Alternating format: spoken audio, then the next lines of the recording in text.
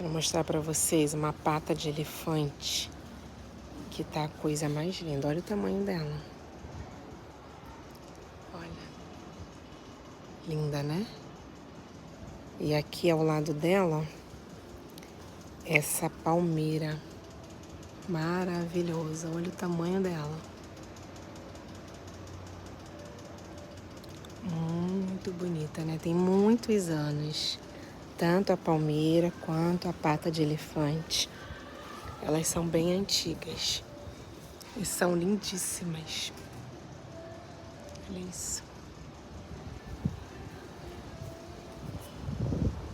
Linda, né? Olha a pata de elefante, cheia de flores, cheia de ramo.